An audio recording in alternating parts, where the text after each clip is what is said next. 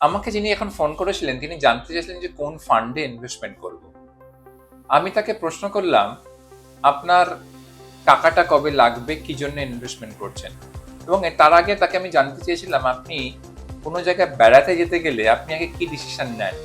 ও কিভাবে যাব, প্লেনে না ট্রেনে না গাড়িতে, না আগে ডেস্টিনেশন ফিক্স করেন এবং ডেট ফিক্স করেন, তারপর আমরা ভেহিকলটা চুজ করি। ইনভেস্টমেন্টটা কিন্তু তাই, কারণ ইনভেস্টমেন্টটা ডিপেন্ড করবে আমি কবে আমার টাকা লাগবে, কি জন্য লাগবে, তার উপর কিন্তু আমার ডিপেন্ড করবে। আমি একটা এক্সাম্পল আপনাকে দিয়ে বোঝাতে পারি। যদি আমি হাওড়া থেকে ট্রেনে করে ব্যান্ডেল যাই, তাহলে আমি লোকাল ট্রেন নেবো, সেখানে আমার কমফোর্ট নেই কিন্তু আমাকে পৌঁছে দেবে। যদি আমি হাওড়া থেকে আমাকে দুর্গাপুর আসানসোল যেতে হয়, তাহলে কিন্তু আমি এক্সপ্রেস ট্রেন নেবো, যেখানে আমি একটু কমফোর্ট বেশি পেতে পারি, আমি আমি এসি কামরা পেতে পারি, আমি সিট রিজার্ভেশন করতে পারি।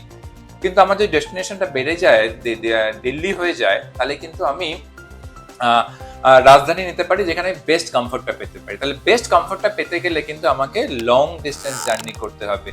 ইনভেস্টমেন্টের ক্ষেত্রে তাই, যদি আমাকে বেটার রিটার্ন পেতে হয়, ইনফ্লেশন বিট রিটার্ন পেতে হয়, তাহলে কিন্তু আমাকে অ্যাটলিস্ট 4-5 ইয়ার্স আমাকে ইনভেস্টমেন্ট থাকতে হবে, সেটা হচ্ছে ইকুইটি। যদি আমাকে 2-3 বছরের মধ্যে আমাকে ইনভেস্টমেন্ট করতে হয়, আমি যদি দুর্গাপুর আসানসোল যেতে হয়, তাহলে আমার জন্য বেটার হচ্ছে হাইব্রিড ফান্ড। আর যদি আমার 6 মাস, 1 বছর, 1.5 বছরের মধ্যে টাকা লাগে, লোকাল ট্রেন আমাকে নিতে হবে, ডেট ফান্ড।